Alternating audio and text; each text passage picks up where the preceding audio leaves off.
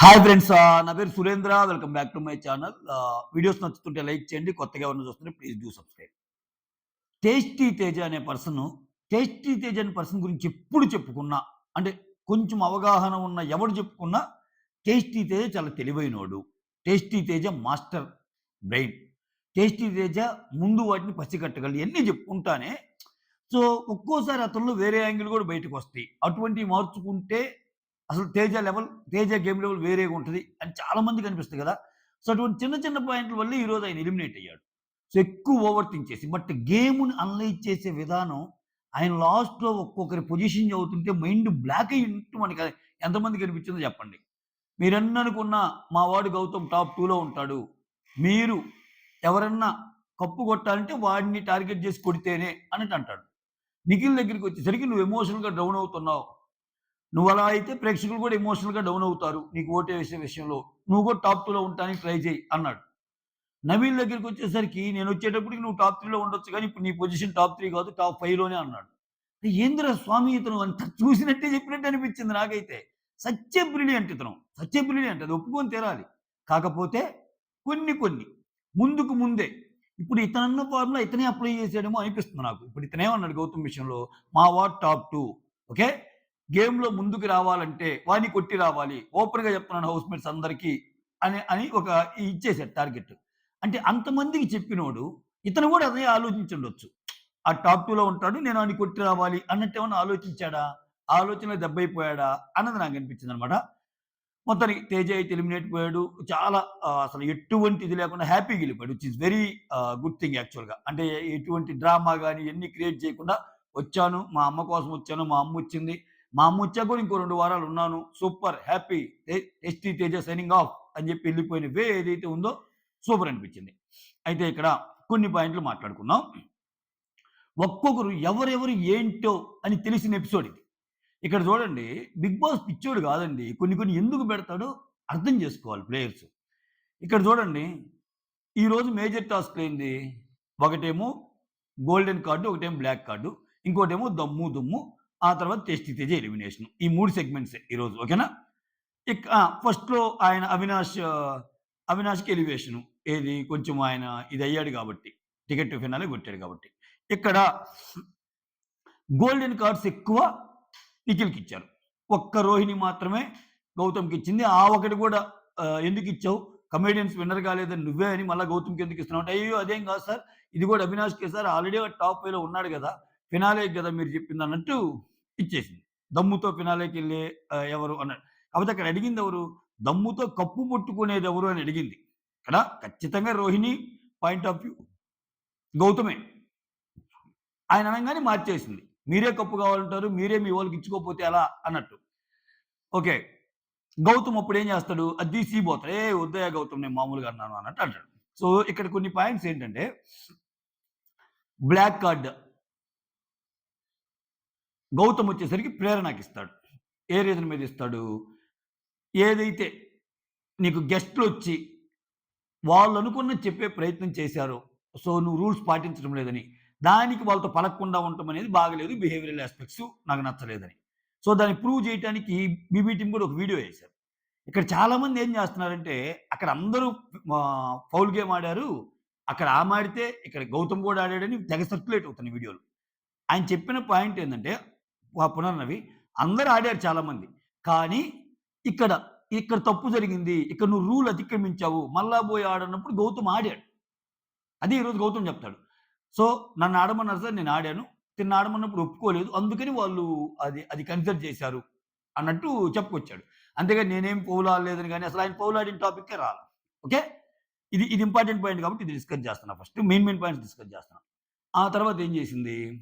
ప్రేరణ, ప్రేరణకు అవకాశం వచ్చినప్పుడు ప్రేరణ ఏం చేసింది? గౌతమ్‌కి బ్లాక్ కార్డ్ ఇచ్చింది. బ్లాక్ కార్డ్ ఇస్తా అని చెప్పిన రీజన్ చూడండి. ఏం చెప్పిందంటే, అసలు ఏదో ఆలోచిస్తుంటాడు గేమ్‌లో. సో, ఎవరు లాస్ట్ ఏసారో కూడా తెలియలేదు. ఇప్పుడు లాస్ట్ 5 బాల్స్ పడినాయి కదా! నేను ఫస్ట్ ఏసానా? నేనైతే చూడలేదు అంటాడు. సో, అంత చూడకుండా ఆడటం ఏంటి గేము? ఇప్పుడు ఒక్కోసారి ఆడుతున్నప్పుడు ఆయన గేమ్ ఆడినప్పుడు ఎవరిది ముందు పడిద్ది ఎలా తెలిసిద్ది? తెలీదుగా. సో, నీకంటే నేను ముందేసాను అంటే, తర్వాత ప్రేరణ ముందేసుంటే అటువంటివి ఉంటాయి కదా! సో, అటువంటివి ఆలోచించలేదంటది. ఇంకొకటి 'బిగ్ బాస్' గేమ్ ఏదైతే ఉందో నువ్వు ప్రాపర్‌గా పెట్టలేదు. నువ్వు సెకండ్ ఎలా అవుతావు అంటది. అసలది ఎంత బ్లండర్ పాయింట్ అంటే ఓకే. ఆయన ఆడలేదు. ఓకే. ఆయన ఆడకపోయినా చివరిదాకా ట్రై చేసాడు. అక్కడ ఆడుతున్న ముగ్గురు. పృథ్వీ మధ్యలో గివ్ అప్ ఇచ్చేసాడు. నిఖిల్ వచ్చేసాడు. ఆ తర్వాత ఆహ్, గౌతమ్. గౌతమ్ చివరిదాకా ఆడి బెలుగొట్టాడు. అట్‌లీస్ట్ అసలు ఆడి బెలుగొట్టినోడిది కన్సిడర్ చేస్తామా? ఆడకుండా గివ్ అప్ ఇచ్చినోడిని కన్సిడర్ చేస్తామా? అక్కడ నీది అండ్ పృథ్వీది సేమ్ పొజిషన్ అంటున్నాను.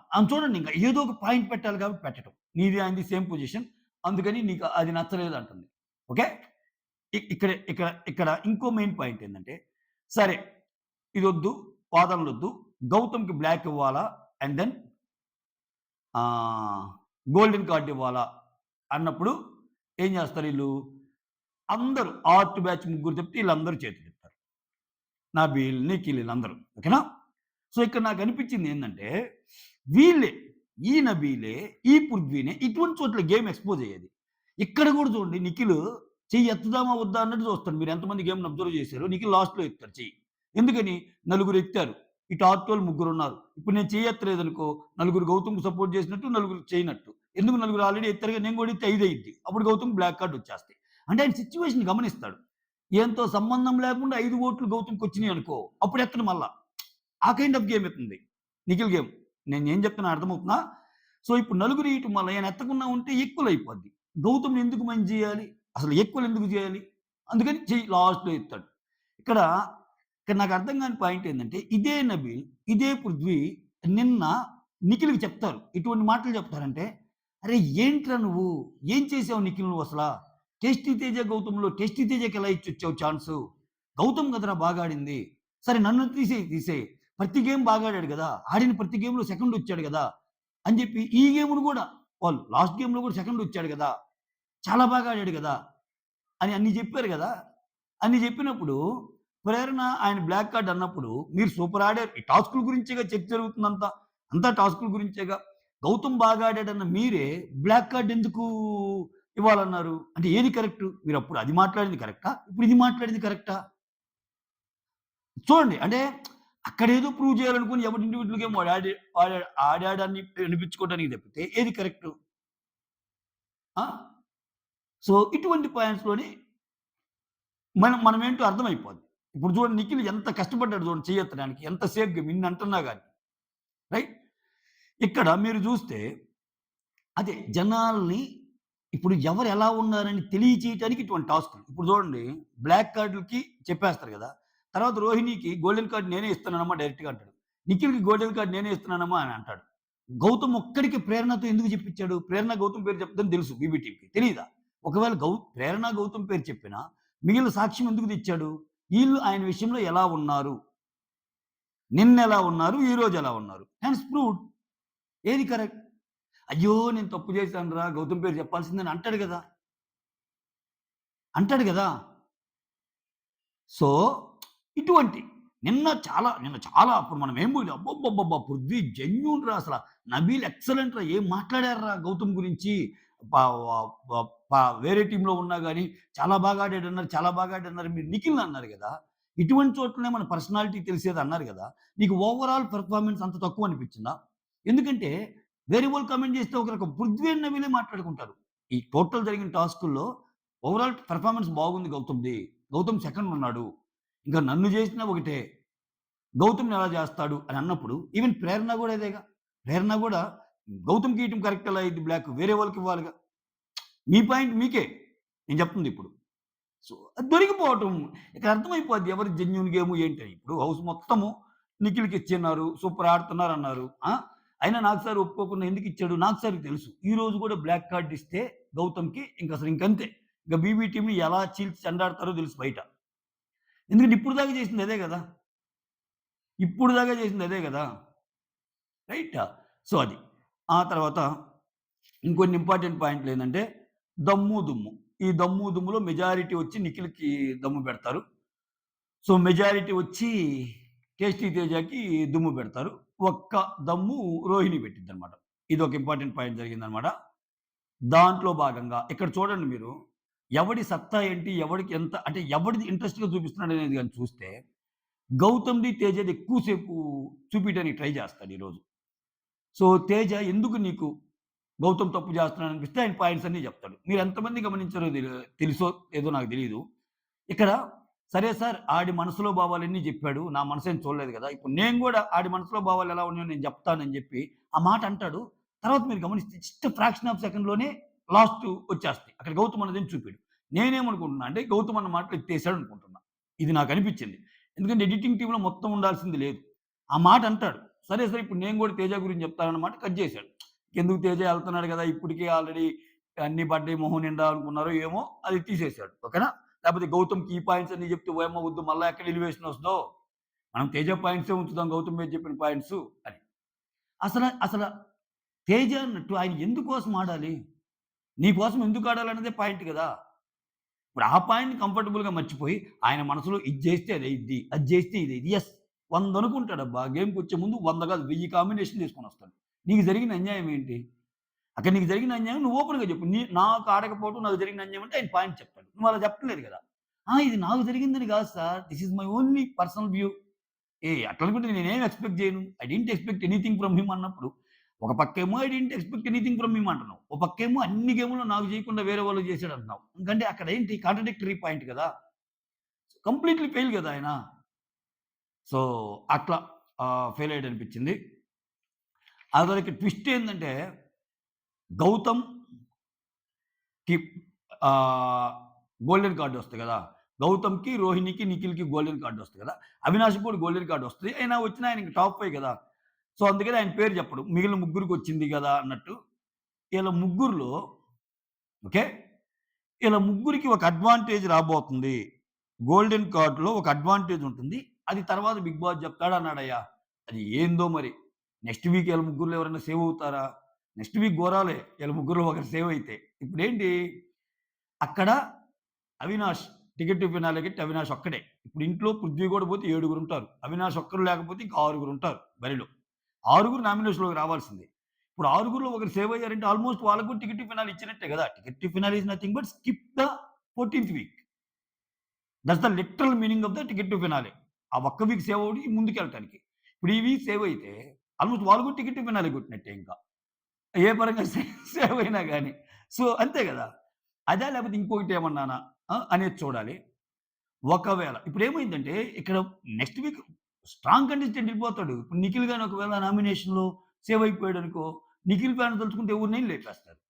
గౌతమే సేవ్ అయ్యాడనుకో, గౌతమ్ ఫ్యాన్స్ తలుచుకుంటే ఎవరినైనా సేవ్ ఇక్కడ రోహిణిని సేవ్ చేయరులే ఇంకా. రోహిణిని సేవ్ చేస్తే మరీ దారుణం అయిపోద్దింకా.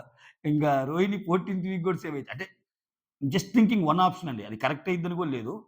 మీకొక అడ్వాంటేజ్ ఉంది అంటే ఇంక లాస్ట్ వీక్ అడ్వాంటేజ్ ఏముంటదా అని ఒకవేళ ఏమన్నా నామినేషన్‌లో సేవ్ చేసే ప్రక్రియ అని జస్ట్ అదొచ్చింది.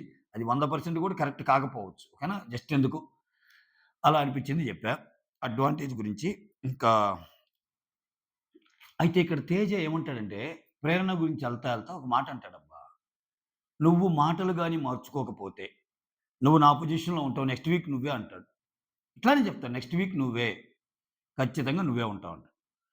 తేజ ఏవి ఏస్తాడు. అంతా హ్యాపీగా ఉంటది. వెళ్తా ఒక్కొక్కరిని ఒక్కొక్క వెజిటబుల్‌తో కంపేర్ చేసుకో అంటారు. ఇంక నేను ఈ డీటెయిల్స్ అన్ని చెప్పట్లేదండి. ఎవరెవరికిచ్చారు ఏంటని మీరు చూసే ఉంటారుగా. దాంట్లో మెయిన్ కీ పాయింట్స్ ఏదైతే ఉందో మెయిన్ ఇదేందో చెప్పా అంతే. మెజారిటీ అయితే దమ్ము నిఖిల్‌కిచ్చారు. మెజారిటీ దుమ్ము తేజకిచ్చారు. రైట్. ఇక్కడ వెజిటబుల్ అవినాష్ ఉల్లిపాయ లాంటోడు సార్. ఏమన్నా ఆడాడా సార్ ఆటలు. చాలా బాగా ఆడాడు. అందరితో పోటీ పడి. ఎక్సలెంట్ అన్న నువ్వుండు. ఇక్కడే చూస్తాను నేను అన్నట్టంటాడు. రోహిణి పొటాటో ఇస్తాడు. సార్ అసలు వరల్డ్ కప్ అప్పుడు ఆనందపడ్డా. మళ్ళా ఇప్పుడు ఏడుపొచ్చింది. అది ముందు లోపల కూడా చెప్తాడు. మా అమ్మ బయటికెళ్ళంగానే మా అమ్మ నా కోసం వచ్చినప్పుడు వీడియో చూస్తాను. ఆ తర్వాత నువ్వు ఈ గేమ్ ఎలా ఆడావో చూస్తానన్నట్టు చెప్తాడు. తర్వాత విష్ణు కాకరకాయ. కాకరకాయ చేదు సార్ ఆరోగ్యానికి మంచిదంటే అది ఆమెకే మంచిది సార్ వేరే వాళ్ళకి కాదు అంటేస్తాడన్నమాట సెటైరు. సో, ఇక్కడ గేమ్స్‌లో కూడా పర్సనాలిటీ కనపడిద్ది. పర్సనాలిటీ అంటే గేమ్స్‌లో కూడా ఉంటది. బట్ నువ్వు నాది అయి పడేసావు గదా! అక్కడ నీ పర్సనాలిటీ తెలిసింది గదా! అన్నట్టు అంటాడు. తర్వాత ప్రేరణకి బెండకాయ ఇస్తాడు. నువ్వు ఆ మాట తీరు మార్చుకోకపోతే ఖచ్చితంగా నెక్స్ట్ వీక్ ఉండేది నా నా నా ప్లేస్‌లో నువ్వుంటావు నాకు సార్ పక్కన అంటాడు. తర్వాత పృథ్వీ పచ్చిమిర్చి ఇస్తాడు. ఆటల్లో కొంచెం ఏదంటే అది మాట్లాడటం, ఘాటుగా మాట్లాడటం ఇంకా ఆయన గురించి ఆ టాపిక్ అలా. Gautam cabbage sir. పొరలు పొరలు ఉంటాయి సార్ మనోళ్ళు. అసల ఏ పొర ఎప్పుడు తీస్తాడో ఎప్పుడు తీస్తాడో తెలీదంటానే. ఓపెన్‌లీ చెప్తున్నా మా వాడు టాప్ 2. సో, అందరికి చెప్తున్నా మా వాడిని ఆ! మీరు ముందు పొజిషన్‌కెళ్ళాలంటే మా వాడిని దాటెళ్ళాలి అన్నట్టు చెప్తాడు. ముందు పొజిషన్ అంటే ఇంకేంది టాప్ 2 అంటే ముందు పొజిషన్ టాప్ 1 గదా! గౌతమ్‌తో పోటీ పడి వచ్చేవాడే టాప్ విన్నర్ అవుతాడన్నట్టు జెప్పాడు. తర్వాత నబీల్ టమోటా ఇస్తాడు. "నువ్వు టాప్ 3లో ఉన్నావు నేనొచ్చేటప్పటికి. ఇప్పుడు మాత్రం టాప్ 5 నువ్వు. అంత లేదన్నట్టు" చెప్తాడు. నిఖిల్ వచ్చేసరికి సొరకాయ ఇచ్చి అంతా బానే ఉంటది గానీ ఎమోషనల్‌గా వీక్ అవుతా ఉంటాడు. అక్కడ జనాలు గూడా ఎమోషనల్‌గా వీక్ అవుతారు. టాప్ 2లో ఉండటానికి ట్రై చెయి అన్నట్టు అంటాడు. ఇది sir 'tasty Teja is signing off sir' అన్నట్టు చెప్తారనమాట. ఇక్కడ చూడు ఇక్కడ కొన్ని కీ పాయింట్స్ చెప్తే ఇక్కడ ఇతను 'టేస్టీ తేజ' సార్ ఇవన్నీ నా మనస్సాక్షికి తెలుసు సార్. వాడి మనస్సాక్షికి తెలుసు, నా మనస్సాక్షికి తెలుసు. ఇట్లా మనస్సాక్షి గురించి మాట్లాడతాడు. గౌతమ్ గురించి పాయింట్స్ పెట్టేటప్పుడు. ఇప్పుడు నాకు సార్ ఒక మాట అంటాడు. మీరు అబ్జర్వ్ చేశారా? 'టేస్టీ తేజ' మనస్సాక్షికి తెలుసు. బట్ ఇక్కడ అందరికీ మనస్సాక్షి ఉంది. ఆడియన్స్ అనే వాళ్ళకి ఒక మనస్సాక్షి ఉంది. ఆ మనస్సాక్షిని బట్టి వాళ్ళు ఓటేస్తారు అంటాడు. హెన్స్ ప్రూవ్డ్ అంతే. హెన్స్ ప్రూవ్డ్ ఇంకా. అక్కడ గౌతమ్ కరెక్ట్ అని. నాకు సార్ అన్న మాటను బట్టి. ఆడియన్స్ నీ తప్పని తేల్చేసారుగా మనస్సాక్షి ఉందని. అట్లా. సో, అది. దమ్ము, దుమ్ము నెక్స్ట్ ఇది. Next vegetables. That's all. ఇంతే ఈరోజు రివ్యూ. ఓకేనా? That's all. Thank you so much. Signing off. Me Surendra. Short review అర్థం చేసుకోండి. అంతకు మించి ఏం లేదు. ఓకేనా? Signing off.